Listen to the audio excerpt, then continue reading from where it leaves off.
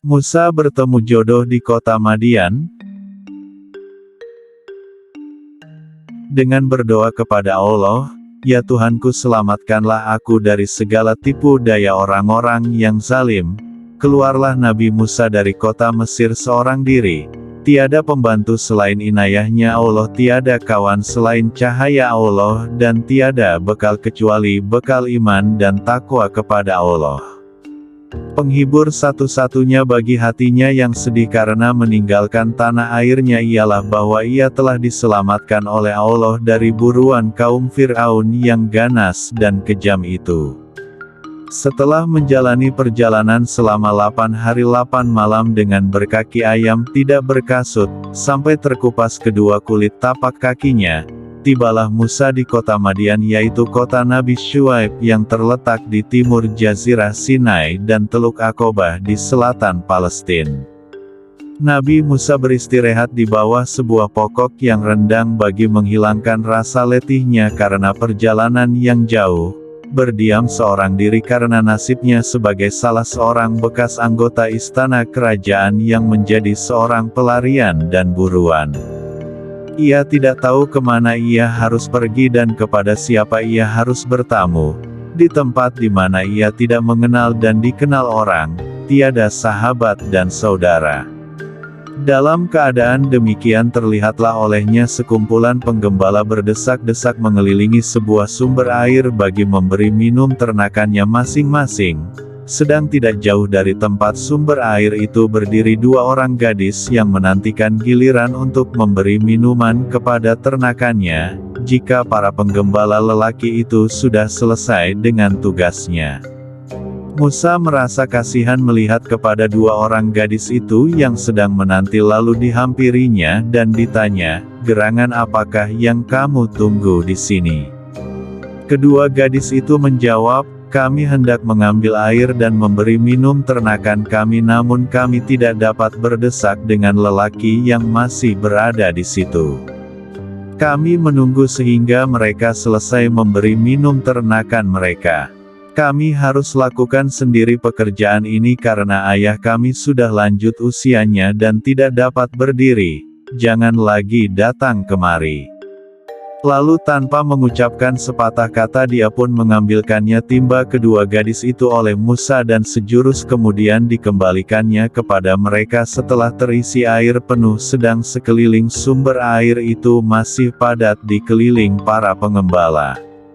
Setibanya kedua gadis itu di rumah, berceritalah keduanya kepada ayah mereka tentang pengalamannya dengan Nabi Musa yang karena pertolongannya yang tidak diminta itu, mereka dapat lebih cepat kembali ke rumah daripada biasa. Ayah kedua gadis yang bernama Syuaib itu tertarik dengan cerita kedua puterinya. Ia ingin berkenalan dengan orang yang baik hati itu yang telah memberi pertolongan tanpa diminta kepada kedua puterinya dan sekaligus menyatakan terima kasih kepadanya. Ia menyuruh salah seorang dari puterinya itu pergi memanggilkan Musa dan mengundangnya datang ke rumah. Dengan malu-malu pergilah puteri Syuaib menemui Musa yang masih berada di bawah pohon yang masih melamun. Dalam keadaan letih dan lapar Musa berdoa, "Ya Tuhanku, aku sangat memerlukan belas kasih-Mu dan memerlukan kebaikan sedikit barang makanan yang Engkau turunkan kepadaku." Berkatalah gadis itu kepada Musa memotong lamunannya, "Ayahku mengharapkan kedatangan-Mu ke rumah untuk berkenalan dengan engkau serta memberi engkau sekadar upah atas jasamu menolong kami mendapatkan air bagi kami dan ternakan kami." Musa sebagai perantau yang masih asing di negeri itu, tiada mengenal dan dikenali orang, tanpa berpikir panjang menerima undangan gadis itu dengan senang hati. Ia lalu mengikuti gadis itu dari belakang menuju ke rumah ayahnya yang bersedia menerimanya dengan penuh ramah tamah, hormat dan mengucapkan terima kasihnya. Dalam berbincang-bincang dan bercakap-cakap dengan Syuaib ayah kedua gadis yang sudah lanjut usianya itu, Musa mengisahkan kepadanya peristiwa yang terjadi pada dirinya di Mesir sehingga terpaksa ia melarikan diri dan keluar meninggalkan tanah airnya bagi mengelakkan hukuman penyembelihan yang telah direncanakan oleh kaum Fir'aun terhadap dirinya. Berkata Syuaib setelah mendengar kisah tamunya, "Engkau telah lepas dari pengejaran dari orang-orang yang zalim dan ganas, itu adalah berkat rahmat Tuhan dan pertolongannya. Dan engkau sudah berada di sebuah tempat yang aman di rumah kami ini, di mana engkau akan tinggal dengan tenang dan tenteram selama engkau suka." Dalam pergaulan sehari-hari selama ia tinggal di rumah Syuaib sebagai tamu yang dihormati dan disegani, Musa telah dapat menawan hati keluarga tuan rumah yang merasa kagum akan keberaniannya, kecerdasannya, kekuatan jasmaninya, perilakunya yang lemah lembut, budi pekertinya yang halus serta akhlaknya yang luhur. Hal mana telah menimbulkan ide di dalam hati salah seorang dari kedua puteri Syuaib untuk mempekerjakan Musa sebagai pembantu mereka.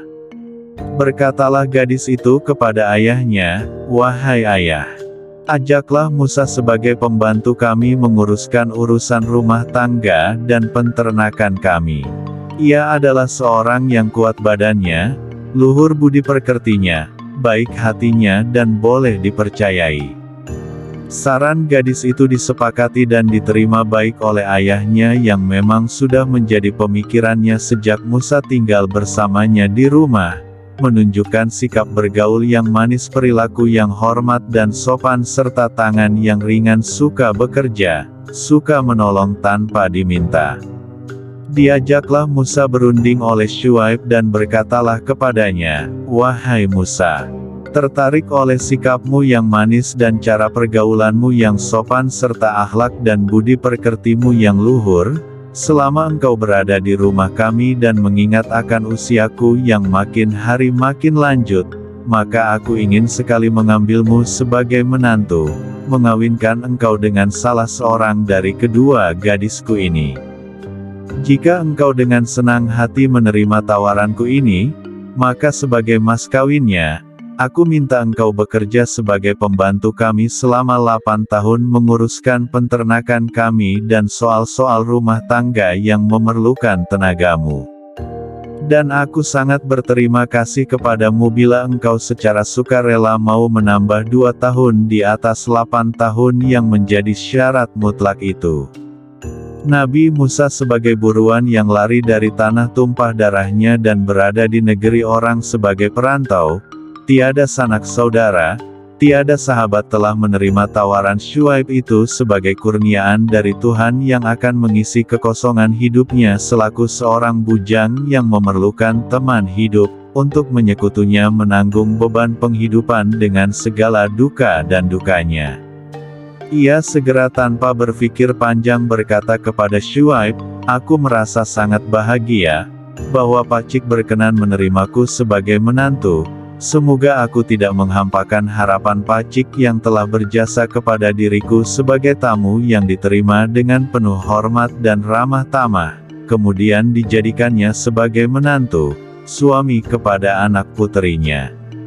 Syarat kerja yang Pacik kemukakan sebagai mas kawin, aku setujui dengan penuh tanggung jawab dan dengan senang hati." Setelah masa 8 tahun bekerja sebagai pembantu Syuaib ditambah dengan sukarela dilampaui oleh Musa, dikawinkanlah ia dengan puterinya yang bernama Safura. Dan sebagai hadiah perkawinan diberinyalah pasangan pengantin baru itu oleh Syuaib beberapa ekor kambing untuk dijadikan modal pertama bagi hidupnya yang baru sebagai suami istri.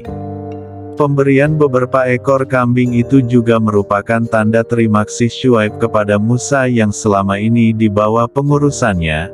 Peternakan Syuaib menjadi berkembang biak dengan cepatnya dan memberi hasil serta keuntungan yang berlipat ganda.